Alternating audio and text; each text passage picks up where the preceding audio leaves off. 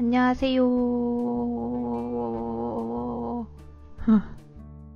오늘은 드로우 마이 라이프를 해볼 거예요. 좀 뜬금없지만 드로우 마이 라이프는 그림으로 보여주는 저의 삶, 그런 겁니다.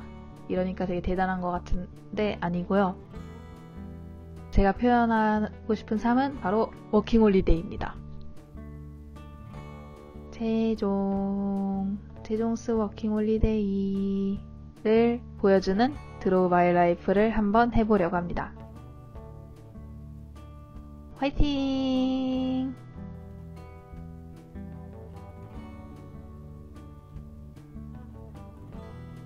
우선 제 워킹홀리데이의 시작.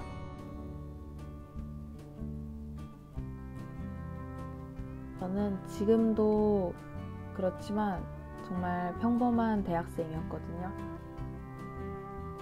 근데 어느 날 주변에서 점점 저한테 워킹홀리데이라는 그런 제도에 대해서 알려줬어요. 물론 제가 여행에 관심이 있어서 유튜브 같은 데서 찾아보다가 워킹홀리데이라는 그런 개념도 알게 되기도 했고, 새로운 워킹홀리데이라는 뭔가 환상적인 그런 느낌의 제도가 저한테 다가왔습니다. 그래서 저는 그런 정보들을 듣고 나도 한번 가보자 라고 생각을 하게 됐고, 워킹홀리데이를 준비하기로 마음을 먹었습니다.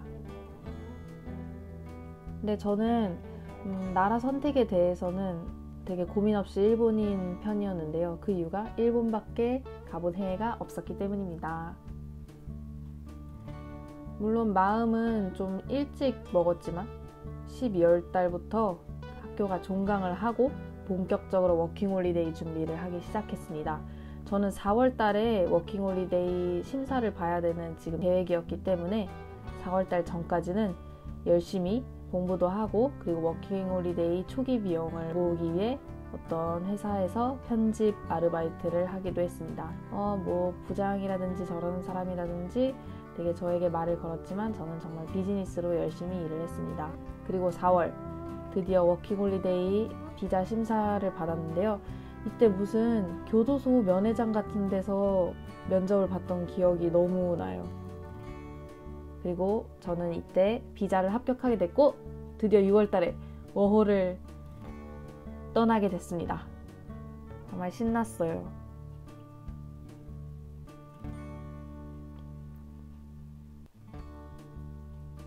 그리고 저는 진짜 워킹홀리데이를 떠나는 그 6월 14일이 진짜 생생하게 하나하나 다 기억이 나요. 우선 이날 공항에서 엄마랑 같이 먹었던 저 묘한 순두부찌개와 스팸과 계란구이도 생각이 나고요. 그리고 이걸 먹은 다음에 후식으로 투썸 아이스 아메리카노를 먹었던 기억도 정말 생생하게 나요. 근데 이때가 공항에 왔는데 뭔가 긴장은 되는데 워킹홀리데이 가는 거는 실감이 안 나고, 그래서 되게 엄마가 옆에서 말하는데도 별로 집중도 안 되고 그냥 멍하게 들었던 기억이 나네요. 뭔가 묘한 그 감정을 안고. 그리고 그렇게 엄마랑 후식까지 알차게 먹은 다음에 그 공항에 검사하는 데 있잖아요. 나가기 전에. 거기서 이렇게 검사를 하려고 다른 관광객들과 함께 줄을 서 있었는데, 그러다가 문득 무슨 영화처럼 엄마를 이렇게 딱 봤거든요. 근데 이 엄마가 딱 여기 들어오는 게이트 옆에, 거기까지만 일반인이 들어올 수 있는데 거기서 이렇게 손을 흔들면서 잘 갔다 와 이러면서, 제가 안 보고 있는데도 계속 손을 흔들고 있었어요. 그래서 저는 그걸 보고 일본에 제가 가는구나 라는 게 실감이 나서 눈물을 정말 또르르르 흘렸죠.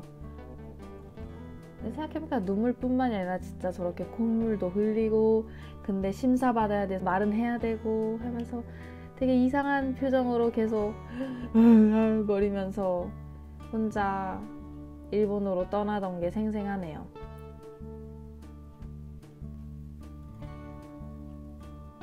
어쨌든 저는 눈물을 머금고 묘한 감정으로 24인치 캐리어와 20인치 캐리어를 들고 더운 여름 일본에 도착했습니다.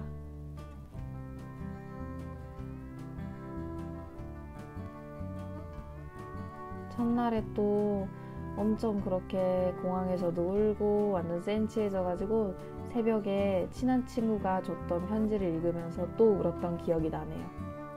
그래도 이날 이렇게 되게 낯선 분위기에 좀 우울해하고 뭔가 적응 안 돼 하고 있었는데 마침 이때 쉐어하우스 옆방에 저랑 똑같은 날에 같은 한국인이 입주를 한 거예요. 그래서 그분이랑 이야기를 나누면서 좀 그래도 안심이 되는 느낌? 한국인이니까 그런 느낌을 받았던 기억도 나요. 그래서 이날 저녁에 같이 맥도날드도 먹으러 갔었어요. 집 바로 옆에 있었던. 저는 여기서 이 당시에 한정이었던 무슨 새우버거를 먹었고 한국인분은 치즈버거를 먹었던 기억이 있네요. 하지만 저는 뭐 첫날에만 좀 그랬고 그 다음부터는 바로 괜찮아져가지고 이제 생존을 위한 아르바이트를 구하기 시작했죠. 이때 일본이 엄청 더워서 저 조그만 휴대용 선풍기를 들고 정말 불나게 비싼 교통비로 여기저기를 돌아다니면서 알바를 구하러 다녔습니다. 관광도 조금 했지만 아무래도 저거에 대한 압박 때문에 좀 편하게 하진 못했던 것 같아요. 근데 저는 뭐 어떻게 기적적으로 일본 현지인들의 아르바이트를 구해서 저렇게 유니폼도 받고 일을 시작을 했습니다. 근데 이 일은 정말 힘들었어요. 더운 날 해서 그런진 모르겠는데 정말 맨날 땀 흘리고 햄버거 만드는 일이었는데 햄버거 열심히 아침부터 밤까지 햄버거 진짜 열심히 만들고 정말 힘들었답니다. 여기서 생각나는 에피소드를 하나 말해보자면 제가 햄버거를 정말 열심히 만들고 있다가 너무 힘들어가지고 물을 마셨어요. 여기는 땀을 많이 흘리니까 목이 자주 마르더라고요. 그래서 물을 이렇게 마시다가 갑자기 주문이 들어와가지고 마시던 물을 옆에 위에다 얹어놨어요. 저기에 다른 아르바이트생분들도 얹어놓고 열심히 햄버거를 다시 만들기 시작하는데 그때 뒤에서 어떤 아르바이트 다른 나이 좀 있으신 분이 위에 얹어져 있는 물을 보고 진짜 쓰레기통으로 제 물을 던져버리는 거예요. 안에 얼음도 들고 물도 들었었는데 저는 그걸 보고 진짜 벙 쪘는데 그분은 여기다 원래 물 얹어놓으면 안 된다고 막 그렇게 얘기를 하시는 거예요. 저는 이때 그 버려진 물 플러스 저의 지금 모습을 보면서 되게 처량해지고 슬펐던 기억이 있네요. 그리고 두 번째는 그냥 저를 엄청 쳐다보는 엄청나게 저를 여기저기서 쳐다보는 진짜 저렇게 그런 아르바이트생이 있었어요. 근데 이분이 조금 몸이 아프신 분이긴 했는데 진짜 너무 여기저기서 제가 그분을 볼 때마다 시선이 느껴져서 그분을 볼 때마다 저를 계속 쳐다보고 있는 거예요. 저 진짜 무서운 기분까지 들었던 그런 적이 있었습니다. 어쨌든 저는 뭐 여러 가지 이유로 이 아르바이트를 그만뒀습니다. 이걸 점장한테 얘기하는 것도 정말 힘들었네요. 점장이 정말 뭐 훈계를 들고 막 어쩌고저쩌고 했지만 저는 그만뒀습니다. 야미마스. 근데 저는 역시 알바를 그만뒀으니까 이제 생활비에 조금 위기가 오더라고요. 잔고가 가뜩이나 없었는데 정말 없어지는 거예요. 정말 그 줄어드는 속도가 정말 빨랐습니다.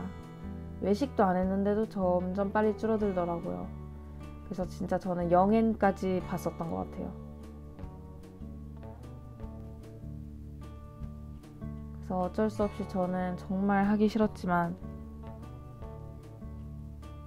엄마한테 부탁을 해서 한 달의 생활비가 아니라 한 달의 월세를 받았습니다. 제가 정말 이런 거 도움을 받고 싶지 않았는데 정말 월세는 낼 수가 없는 상황이었기 때문에 한 달의 월세를 받았습니다. 저는 이때 이거에 대한 자괴감도 있고 다시는 이런 상황이 반복되지 않게 만들어야겠다라는 생각이 들어서 열심히 일을 했고 결국에 저는 어느 정도 워킹 홀리데이 생활의 안정화가 되었습니다. 행복지수도 늘기 시작했습니다. 맛있는 거 먹고 다니니까요. 잔고 오케이. 그리고 이제 점점 생활도 안정화되고 일본어도 점점 느는 게 느껴지더라고요. 처음에 비해서. 그래서 일본 여러 곳에서 일본어를 하는 것도 나름 즐거웠습니다. 물론 힘들 때도 있었지만 그래서 이때 모은 돈으로 일본 국내 여행도 다녔어요. 바로 홋카이도에 놀러 갔습니다. 저는 진짜 맛있는 걸 먹을 때 정말 행복한 것 같아요. 일본에서 제가 좋아하는 것도 먹고 좋아하는 것도 해먹으면서 정말 행복했거든요. 하지만 아르바이트를 할 때는 건조하게 웃으면서 열심히 돈도 벌었습니다.